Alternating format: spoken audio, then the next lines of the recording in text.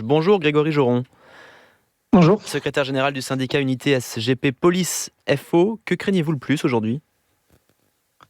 Écoutez, je crois que c'est une séquence qui a fait 1200 blessés, voire même un peu plus parmi les forces de l'ordre. Donc la première chose qu'on craint évidemment, c'est d'avoir encore malheureusement plusieurs dizaines de blessés sur le bilan à la fin de journée, ce qu'on n'espère pas, mais en effet Blessé les par notes de qui ? renseignement.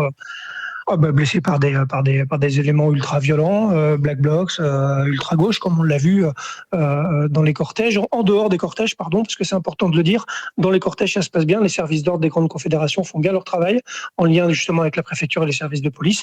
Et souvent, malheureusement, que ce soit à Nantes, Rennes ou Paris et ailleurs, on a des affrontements qui génèrent beaucoup de blessés parmi les forces de l'ordre. On en est aujourd'hui à la 13e journée de mobilisation contre la réforme des retraites. Il y a eu des débordements réguliers, vous l'avez dit, dans plusieurs villes. Ça fait 15 jours que les déplacements du président et des ministres sont perturbés aussi. Est-ce que vous êtes fatigué ? Oui, il y a une forme de lassitude, mais vous savez, dès le début de la séquence, on avait déjà des messages, nous, notre collègue, qui disait très clairement, on n'espère pas recommencer quelque chose d'aussi long qu'avec les Gilets jaunes. Ça avait quand même marqué un peu la mémoire collective, clairement. C'est un engagement très fort, parce que quand on demande, comme aujourd'hui, une quarantaine ou presque 50 forces mobiles à Paris, vous imaginez bien que c'est des fonctionnaires qui traversent la France pour pouvoir être aujourd'hui sur le cortège et assurer la sécurité des manifestants, et c'est partout sur tout le territoire. Donc il y a l'engagement de ces forces mobiles qui est très très fort, et aussi les forces locales, les policiers des commissariats et des directions parisiennes et de la préfecture de police qui eux sont rappelés sur leur repos, qui enchaînent des grosses journées. Et il faut savoir que quand on a une journée comme aujourd'hui, elle commence bien avant la manifestation, elle se termine souvent bien après. Est-ce que vous diriez que cette fatigue qui entraîne les dérapages dont on a déjà parlé, ce qu'on appelle les violences policières, vous rappelez les 1200 blessés de votre côté, mais il y a aussi ces enquêtes ouvertes à l'IGPN. C'est pas que la fatigue. Moi, j'aime à rappeler le contexte, surtout, et à dire surtout qu'on contextualise pour les pires délinquants et criminels de notre société. Je vois pas pourquoi on contextualiserait pas pour les policiers qui, somme toute, font souvent l'objet quand même d'attaques souvent un peu raccourcies.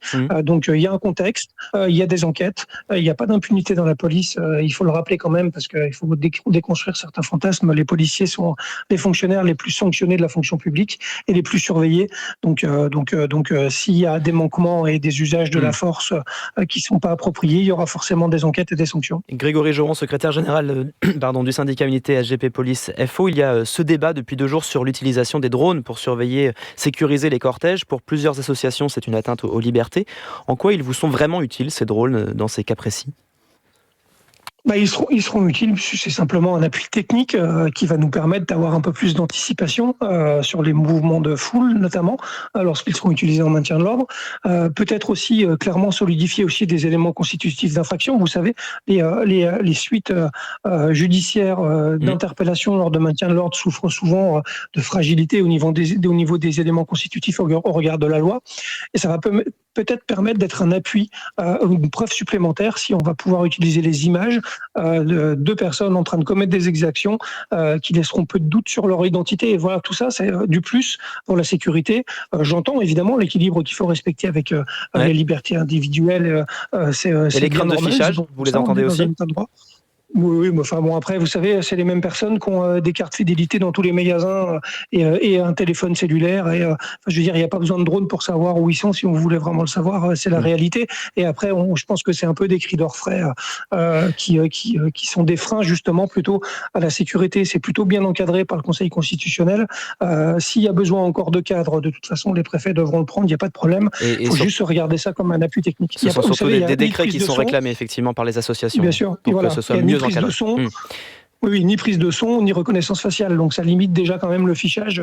Autrement, ça va être le jeu où est Charlie, quoi. Ça va être compliqué de reconnaître quelqu'un dans une foule avec un drone. Merci Grégory Joron, secrétaire général du syndicat Unité SGP Police FO, d'avoir répondu à nos questions ce matin en ce 1er mai.